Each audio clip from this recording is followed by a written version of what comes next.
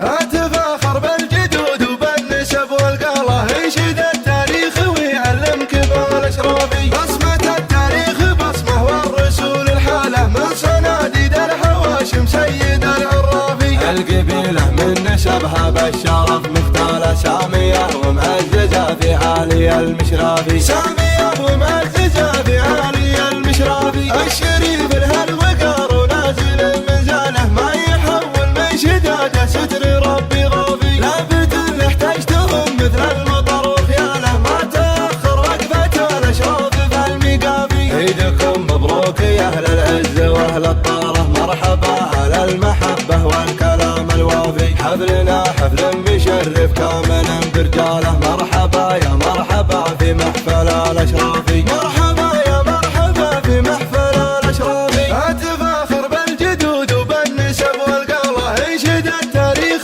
ويعلمك بالاشرافي. بصمة التاريخ بصمه والرسول الحاله، من صناديد الحواشم سيد العرافي. القبيله من نسبها بالشرف مختاله، ساميه ومعززه في عالي المشرافي. ساميه ومعززه في عالي المشرافي. الشريف الهالوقار ونازل منزاله، ما يحول من شداده ستر ربي غافي. لابد ان احتجتهم مثل المطر وخياله، ما تاخر وقفه الاشراف في المقافي. عيدكم مبروك يا اهل العز واهل الطاره، مرحبا على المحبه والكلام الوافي. حفلنا حفل مشرف كامل برجاله، مرحبا يا مرحبا في محفل الاشرافي. مرحبا يا مرحبا في محفل الاشرافي. اتفاخر بالجدود وبالنسب والقاله، ينشد التاريخ ويعلمك بالاشرافي. بصمة التاريخ بصمه والرسول الحاله، من صناديد الحواشم سيد العرافي. القبيله من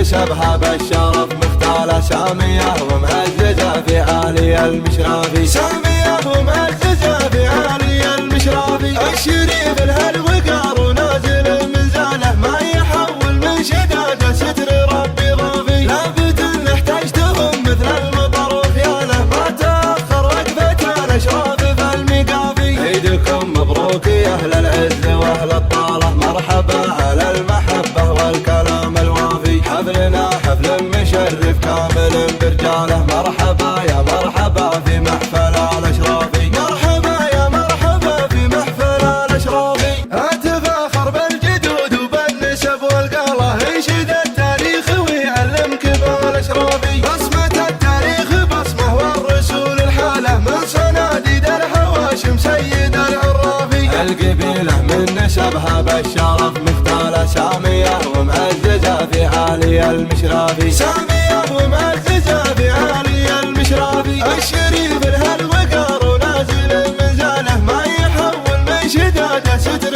ربي غافي. لابد ان احتجتهم مثل المطر وخياله، ما تاخر وقفه الاشراف في المقافي. عيدكم مبروك يا اهل العز واهل الطاره، مرحبا على المحبه والكلام الوافي. حفلنا حفل مشرف كامل برجاله، مرحبا يا مرحبا في محفل الاشرافي. مرحبا يا مرحبا في محفل الاشرافي. اتفاخر بالجدود وبالنسب والقاله، ينشد التاريخ ويعلمك بالاشرافي. بصمة التاريخ بصمه والرسول الحاله، من صناديد الحواشم سيد العرافي. القبيله من نسبها بالشرف مختاله، ساميه ومعززه في عالي المشرافي. ساميه ومعززه في عالي المشرافي. الشريف الهالوقار ونازل منزاله، ما يحول من شداده ستر ربي غافي. لابد ان احتجتهم مثل المطر وخياله، ما تاخر وقفه الاشراف في المقافي. عيدكم مبروك يا اهل العز واهل الطاره، مرحبا على المحبه والكلام الوافي. حفلنا حفل مشرف كامل برجاله، مرحبا يا مرحبا في محفل الاشرافي. مرحبا يا مرحبا في محفل الاشرافي.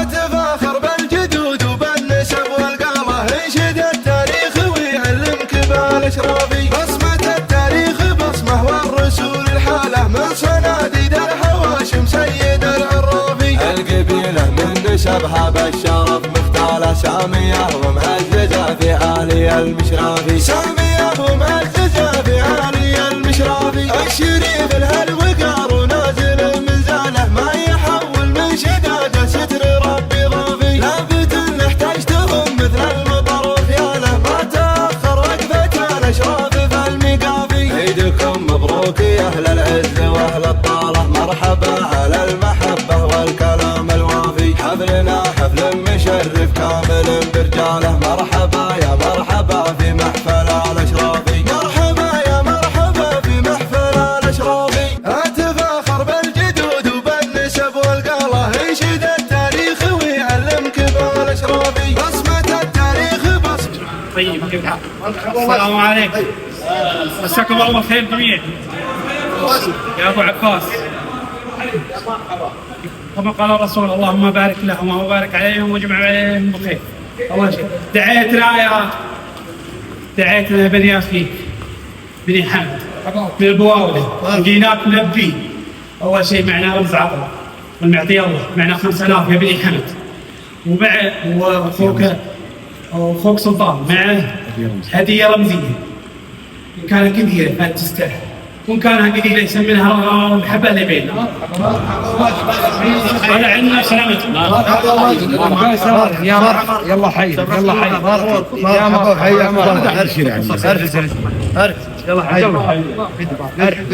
ارحبوا حياكم الله ارحبوا. بصمة التاريخ بصمة والرسول الحالة من صناديد الحواشم سيد العرافي القبيله من نسبها بالشرف مختاله ساميه ومعززه في عالي المشرافي سامية ومعززة في عالي المشرافي الشريف الهالوقار ونازل منزاله ما يحول من شداده ستر ربي ضافي لابد ان احتجتهم مثل المطر وخياله ما تاخر وقفه الاشراف في المقافي عيدكم مبروك يا اهل العز واهل الطاله مرحبا على المحبه والكلام الوافي حفلنا حفل مشرف كامل برجاله مرحبا يا مرحبا في محفل الاشرافي مرحبا يا مرحبا في محفل الاشرافي اتفاخر بالجدود وبالنسب والقاله ينشد التاريخ ويعلمك بالاشرافي بصمه التاريخ بصمه والرسول الحاله من صناديد الحواشم سيد العرافي القبيله من نسبها بالشرف مختاله ساميه ومعززه في عالي المشرافي سامية ومعززة في عالي المشرافي الشريف الهالوقار ونازل منزاله ما يحول من شداده ستر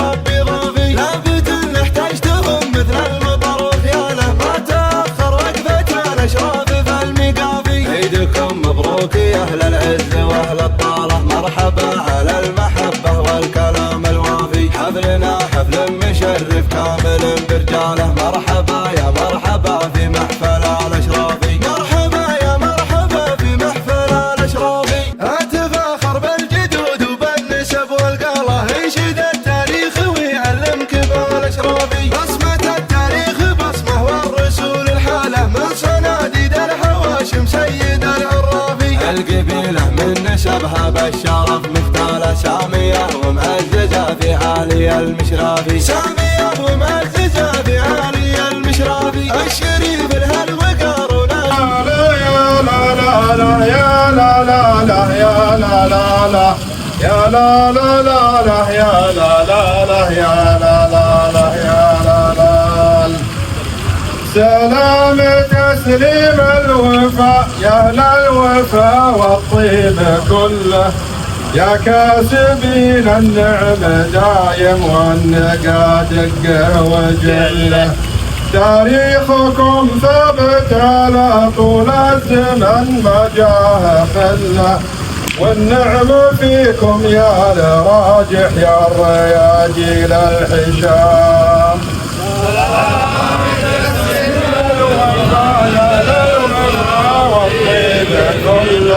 يا كاسبين النعم دايم والنقا دقه وجله تاريخكم ثبت على طول الزمن ما جاه خله والنعم فيكم يا لراجح يا الرياجيل الختام وحنا لجعفر مجدنا مثل الجدي كل يدله فيما مضى واليوم والناموس ما نرضى بدله خوينا وقت اللوازم كل ابونا فزدله ومبروك يا سعد الشريف وعز يا اصحاب المقام وحنا يا فرجنا مثل الجدي كل يدله فيما مضى واليوم والناموس ما نرضى بدله خوينا وقت اللوازم كلمونا فزدله ومبروك يا سعد الشريف وعز يا اصحاب الكرام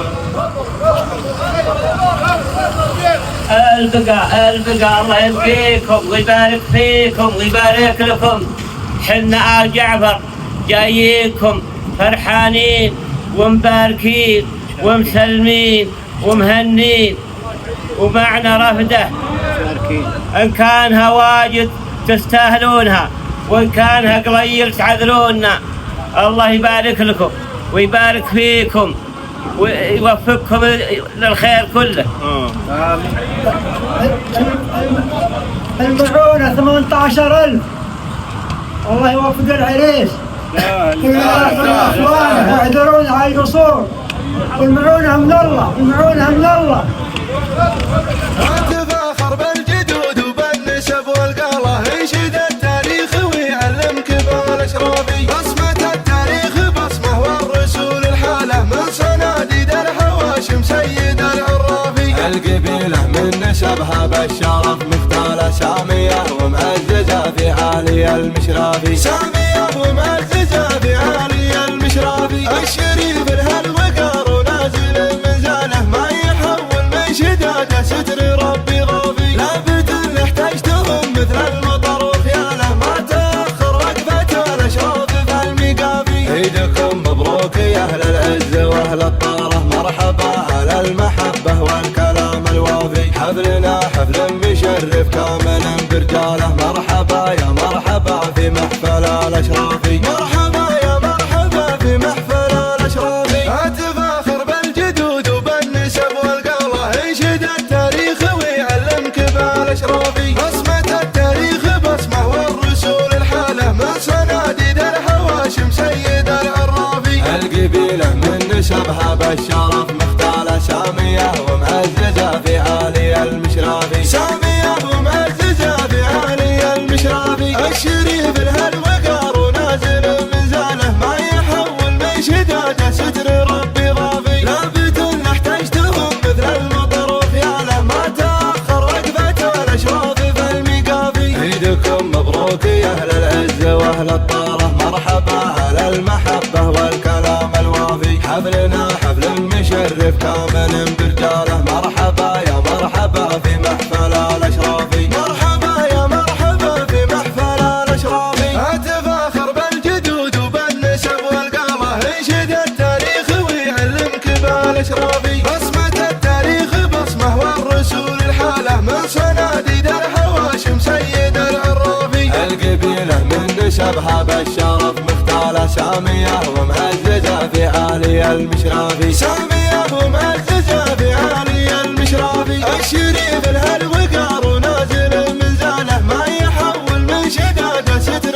ربي غافي لابد ان احتجتهم مثل المطر وخياله ما تأخر وقفة الاشراف في المقافي. عيدكم مبروك يا اهل العز واهل الطارة مرحبا على المحبة والكلام الوافي حفلنا حفل مشرف كامل برجاله مرحبا يا مرحبا في محفل الاشرافي مرحبا يا مرحبا في محفل الاشرافي اتفاخر بالجدود وبالنسب والقاله ينشد التاريخ ويعلم كبار الاشرافي بصمة التاريخ بصمه والرسول الحاله من صناديد الحواشم سيد العرافي القبيلة من نسبها بالشرف مختالة سامية ومعززة في عالي المشرافي سامية ومعززة في عالي المشرافي الشريف الهالوقار ونازل منزاله ما يحول من شداده ستر ربي غافي لابد ان احتجتهم مثل المطر والفرح والسرور نبدأ إلى القلوب والمسرات في هذه الليلة. أيها الأحبة، نرحب بكم جميعا في هذا المساء المبارك الذي ازدانت فيه الأجواء بوجودكم وتعطرت بلقائكم لنشارك جميعا هذه الفرحة، فرحة أخينا سعد بن عباس الشريف، ليلة من ليالي العمر السعيد.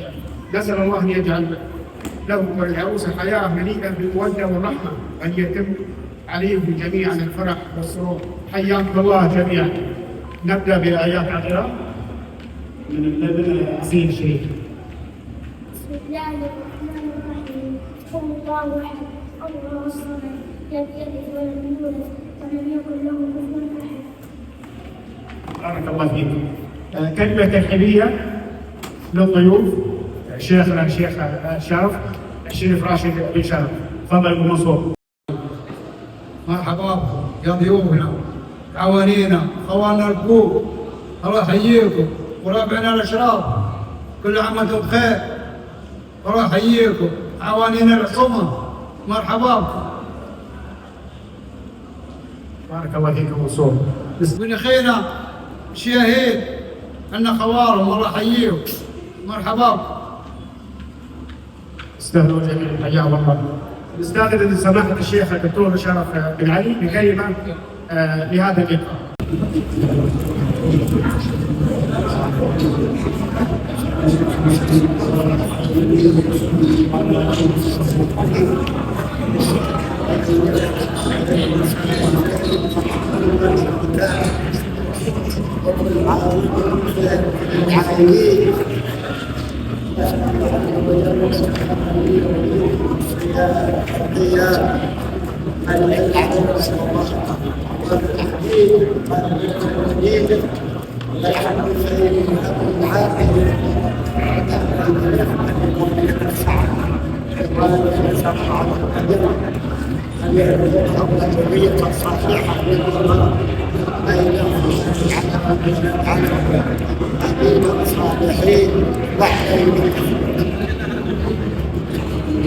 ميكروفون، ارفع الميكروفون.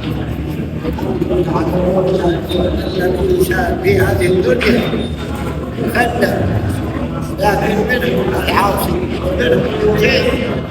وربنا سبحانه أنزل علينا القرآن الكريم نظامنا دستورنا، ونحن ولله الحمد قرأناه في رمضان مرات كثيرة. لكن المشكلة الكثير من الناس يقرأه ولا يفهمه. لكن أيها الإخوة أبو زياد الله يبارك فيك يا إخوان، هذا القرآن كلام الله، أحسن كلام. إذا قرأته تلذذ به وافهمه واعلم أنه يدلك الطريق الصحيح، لأن الله سبحانه وتعالى أخبرنا في القرآن الكريم أنه خلقنا في هذه الدنيا ليختبرنا ليبلوكم أيكم أحسن عمل. ولذا ربنا أخبرنا في القرآن الكريم في كل شيء تريده موجود في القرآن. لكن الشيطان يمنعك من قراءة القرآن، وإذا قرأت القرآن يقول لك لا تفهم. ولذا يا إخوان ينبغي أن نبدأ حياة جديدة بعد هذا الشهر الكبير، لأن قبول الحسنة الاتيان بحسنة بعدها. فلا بد أن نبدأ حياة جديدة في هذا الشهر، ونعلم أن الله يختبرنا في هذه الدنيا، وضع مع كل واحد ملائكة يكتبون ما يقول وما يفعل، وإن عليهم لحافظين كراما كاتبين يعلمون ما تفعلون. وربنا سبحانه وتعالى أخبرنا كل شيء مكتوب في هذه الدنيا، لا يعيش أبدا. فمن يعمل مثقال ذرة خيرا يره. متى يرى يوم القيامة. ومن يعمل مثقال ذرة شرا يره. ولينظر إلى أن نبدأ مع القرآن الكريم ونعمل به. وكذلك الحديث عليه الصلاة والسلام نقرأ ونعمل به. وهذا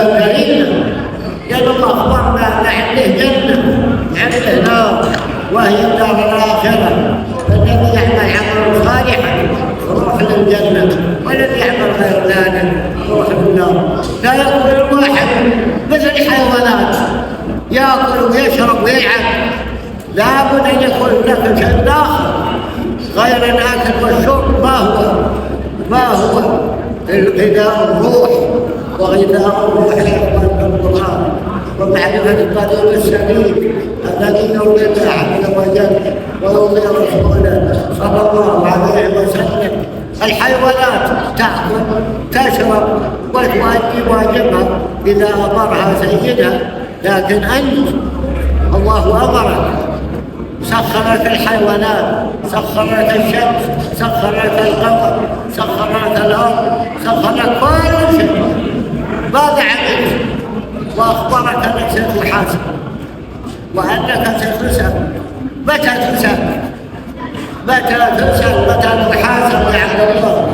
إذا دخلت القبر ولا تحاسب، فإما نعيم وإما لا نسأل الله العافية عذاب وجحيم. وإذا العاقل يا إخوان يتمسك بطاعة الله ويعرف طاعة الله التي تؤهله إلى الجنة. ولذا الذي يرجوه بالإخوان أنهم لا يكونون مثل الحيوانات. الكفار مثل الحيوان، الكفار مثل الحيوان. الله عز وجل يأكلون ويشربون ويتمتعون والنار مثوى لهم، نسأل الله العافية. فالمسلم يا إخوان يأكل ويشرب ويعبد ربه، ولا يقول إنسان أنا حر. لست حر، أنت مكلف يا عبد الله. تعرف أوامر الإسلام، تعلم أوامر الإسلام. ولذا أوامر الإسلام موجودة في القرآن وموجودة في سنة الرسول صلى الله عليه وسلم، ومنها الأعمال التي عملناها في رمضان، كثرة قراءة القرآن، كثرة قيام الليل، كثرة الصيام، كثرة الأعمال الصالحة، كثرة الصدقات، محبة الآخرين. ولذا دين الإسلام دين العمل، والإنسان يعمل ولا يعمل فاسد، ما يطيع الله ولا يطيع الشيطان. ولذا يا إخواني الناس أمرهم الله على وجه الأشياء، أمرهم بالأشياء هل نفذوها ولا ما نفذوها؟ ما هي الأشياء؟ أنتم تعلمون يا إخوان، كان عند العرب إذا قال الرجال واحد قال يا فلان أنا في وجهك، وش تسوي؟ تأخذ السلاح، تأخذ سحدونه ونبشر. إذا دخل في وجه التحذير. الحين يا إخوان كثير من الناس اللحية حوليهم، دخل الشيطان وزال اللحية. لماذا يحلق لحيتي؟ لماذا يحلق الإنسان لحيته؟ الرسول يقول رب اللحية، الشيطان يقول احلقوها. لماذا اللحية يا إخوان قيمتها أغلى من العين، هذه ديتها 300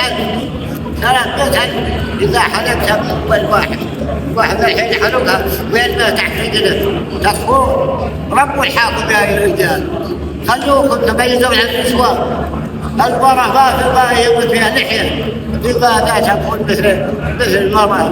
وأيضا من العادات السيئة شرب الدخان. لماذا الواحد يشرب الدخان؟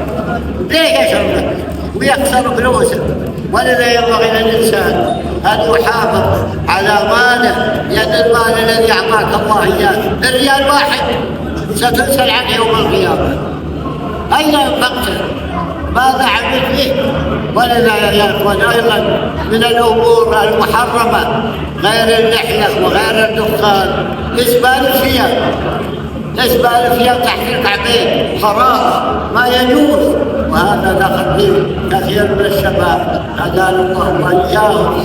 ولذا المرأة لا بد أن يكون ثوبها تحت الكعبين، الرجل لا بد ان يكون فوق الكعبين طاعة لله وطاعة لرسوله صلى الله عليه وسلم. وليقبل الانسان يقول انا حر، انا حر في نفسي، ما انت حر في نفسك، انت مكلف وانت منظم، لا بد ان يكون هناك نظام. فعلينا ايها الاخوه ان نتعلم العلوم الشرعيه وان نبدا حياه جديده. وعليكم واوصيكم بالمحبه، المحبه الصادقه لاولادك ولزوجتك ولاخوانك ولجيرانك ولجميع المسلمين، لان الله جعلكم اخوه، انما المؤمنون اخوه. فلا بد من المحبه والاحترام وايضا التعاون. وانتم تعلمون حديث الرسول عليه الصلاه والسلام: المسلم من سلم المسلمون من لسانه ويده. المسلم من سلم المسلمون من لسانه. فلا تتكلم بالمسلم الا بخير، ولا تقل لك عليه الا بخير. ثم ايضا ينبغي لنا يا اخوان ان نحافظ على العهد الذي بيننا وبين الله، المحافظه على صلاه الجماعه، المحافظه على هذا العهد بينك وبين الله عز وجل، وتحافظ ايضا على العهد الذي بينك وبين دولتك وبين حكومتك. عندنا حكومه مباركه لا بد ان نتعاون معها على حفظ الامن وعلى التعاون على الخير والامر بالمعروف والنهي عن المنكر. وايضا هناك عهد اخر بينك وبين اخوانك المسلمين وبين ابناء عقوبتك وبين جيرانك. انت في هذه الدنيا مكلف، ويوم من الايام سترحل منها ولا يبقى الا الذكر الحسن والعمل الصالح. اسال الله عز وجل ان يبارك لنا سعه في زواجه وان يبارك في شبابنا ويهديه الصراط المستقيم. واسال الله عز وجل ان يحفظنا واياكم وان يجعلنا هداة مهتدين. والسلام عليكم ورحمه الله وبركاته. نشكر سماحة الدكتور شرف بن علي على هذه الكلمة المباركة، نسأل الله أن ينفع بها. أما الآن بارك الله فيكم مع الشاعر الشريف خالد بن ناصر على قصيدة شعرية. فليتفضل مشكورا. ورحمة الله وبركاته.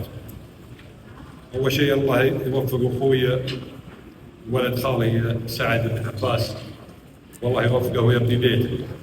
مشاركة بسيطة دعوني الأخوان يشارك، ولا مانع إن شاء الله من الغزل المباح. ليلة فرح، واسمحوا لي بالإبقاء على مسامع. يقول: ولا مال القصايد يصدر العابرين الغافل، وانا اللي كل ما يرسي الكلام مش طاروقه، حرمته من الذي ذلقين وسيوف الحروف الهافه، رفعته يوم جاني شامخ من الغيب مصدوقه. حضيض تقول بنت انتحى شجره شاعر شفاف، حزينه لين ما يسقط عليها الشعر والذوقه. دعيت البالي طاري ضيوفه والطروقه، اعجابه لو اني ما انتظرته ما طمعت بساهي علوقه.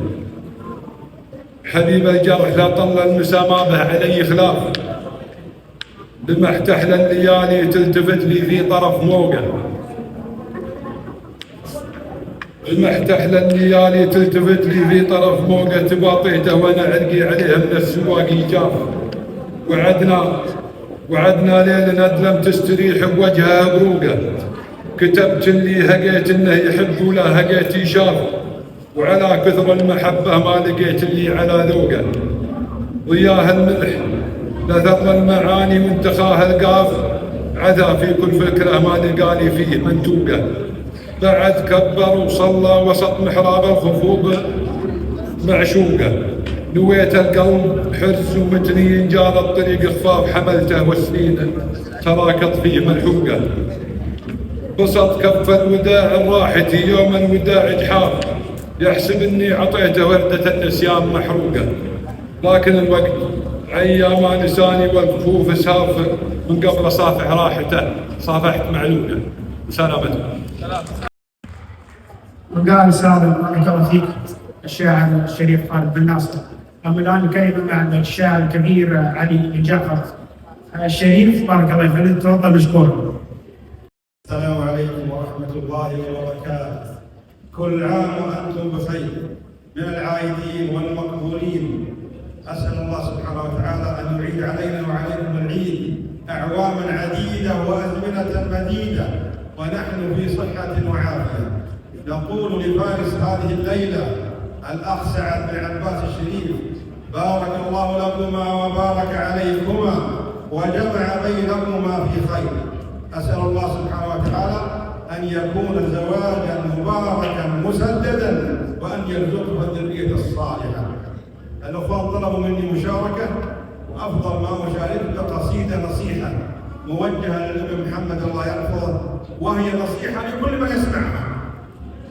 يا الله يا معبود يا عالي الشان، يا خالق الإنسان والطير والجان، أنت الذي لا قلت للشيء كن كان، ما خاب حي يا إلهي ترجاك، طاب القصيد وغاير الجرح ما طاب، من بعدكم يا محمد القلب منصاب، اسمع نصيحة شايب ما بعد شاب، اخذ الكتاب وثمن العلم لا جاك، أوصيك بالتقوى على كل حالك، خلي العبادة يا فتى راس مالك، ينجيك ربي في نهار المهالك، والورد ينتج ورد ما ينتج أشواك، عليك بالتوبة بعد كل زلة، واستغفر المولى من الذنب كله، إياك والتسويف يا أبوك خله، اسمع كلام اللي يعزك وينخاك، كمل صلاتك واحذر إبليس يغويك، واغنم شبابك دام عمرك يقديك،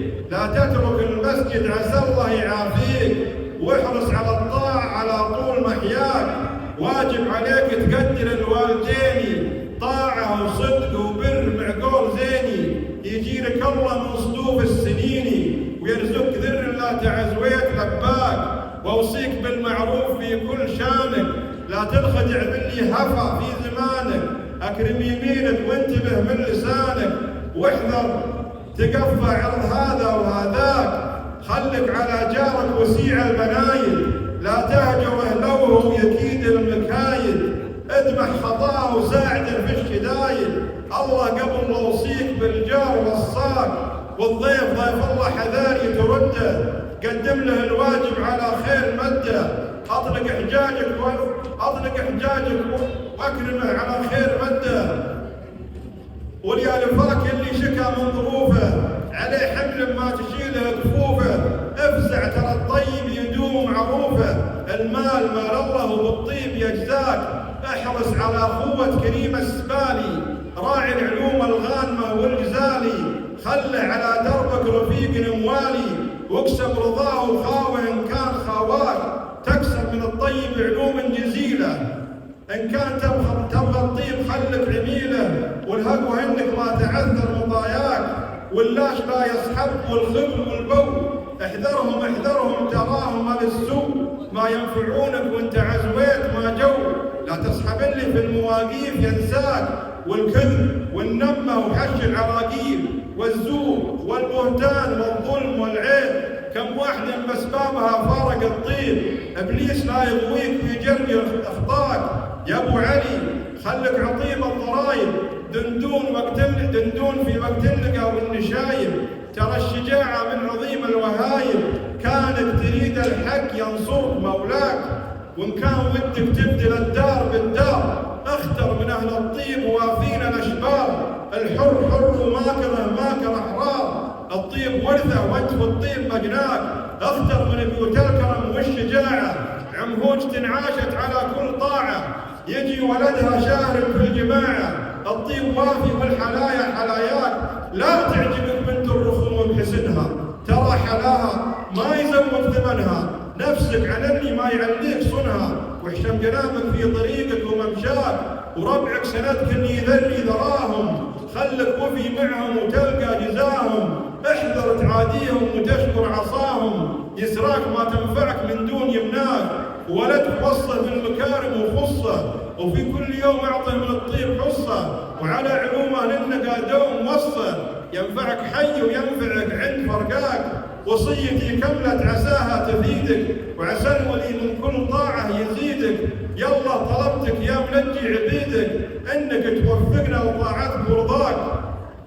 50 بيت يا محمد لفتلك، نصايح مثل الذهب والفتلك، اغلى من الياقوت والدر جتلك. تنصاك يا نسل الشغاميم تنصاك، وتنصاك يا نسل الشغاميم تنصاك. واختم وصلي عند ما لاح براك، واعداد ما في الكون من خير وارزاق. على النبي عند الكواكب والافلاك، على النبي عند الكواكب والافلاك، وعلى النبي عند الكواكب والافلاك. والسلام عليكم ورحمه الله. فعلا موجهه ومؤثره، نسال الله ان ينفع بها. بارك الله فيك. الله يحييك ابن اخينا عبد الله بن راجح الشمبري، هو شنابنا اللي جو معه، الله يحييهم. مرحبا. يا راكبا في رحلات الحياة لا تظن أنها قصيرة مذهلة، كم من راكب أراد وجهة لينتهي به الطريق مقفلا. هي الحياة لعبة قانونها الفوز ليس بالوصول أولا، بل بالوقوع، والوقوع فرصة للحلم أن يقيس عن مسائل تحتمى مكملا. على الطريق سوف تلقى صحبة فاحذر فليس كلهم بصاحبي، فخذ للخلف خطوة ترى بها، ثم اخطو الألف للجمال الغائبين. واختر ما بين أن تكون صامدا أو حبة في لون كيرا من نبي لك الخيار صاحبي. اتفاخر بالجدود وبالنسب والقاله، انشد التاريخ ويعلمك بالاشرافي. بصمة التاريخ بصمه والرسول الحاله، من صناديد الحواشم سيد العرافي. القبيله من نسبها بالشرف مختاله، ساميه ومعززه في عالي المشرافي. ساميه ومعززه في عالي المشرافي. الشريف الهالوقار ونازل منزاله، ما يحول من شداده ستر ربي غافي. لابد ان احتجتهم مثل المطر وخياله، ما تاخر وقفه الاشراف في المقافي. عيدكم مبروك يا اهل العز واهل الطاره، مرحبا على المحبه والكلام الوافي. حفلنا حفل مشرف كامل برجاله، مرحبا يا مرحبا في محفل الاشرافي. مرحبا يا مرحبا في محفل الاشرافي. اتفاخر بالجدود وبالنسب والقاله، انشد التاريخ ويعلمك بالاشرافي. بصمة التاريخ بصمه والرسول الحاله، من صناديد الحواشم سيد العرافي. القبيله من نسبها بالشرف مختاله، ساميه ومعززه في عالي المشرافي. ساميه ومعززه في عالي المشرافي. الشريف الهالوقار ونازل منزاله، ما يحول من شداده ستر ربي غافي. لابد ان احتجتهم مثل المطر وخياله، ما تاخر وقفه الاشراف في المقافي. عيدكم مبروك يا اهل العز واهل الطاره، مرحبا على المحبه والكلام الوافي. حفلنا حفل مشرف كامل برجاله، مرحبا يا مرحبا في محفل الاشرافي. مرحبا يا مرحبا في محفل الاشرافي. اتفاخر بالجدود وبالنسب والقاله، انشد التاريخ ويعلمك بالاشرافي. بصمة التاريخ بصمه والرسول الحاله، من صناديد الحواشم سيد العرافي. القبيله من نسبها بالشرف مختاله، ساميه ومعززه في عالي المشرافي. ساميه ومعززه في عالي المشرافي. الشريف الهالوقار ونازل منزاله، ما يحول من شداده ستر ربي غافي. لابد ان احتجتهم مثل المطر وخياله، ما تاخر وقفه الاشراف في المقافي. عيدكم مبروك يا اهل العز واهل الطاره، مرحبا على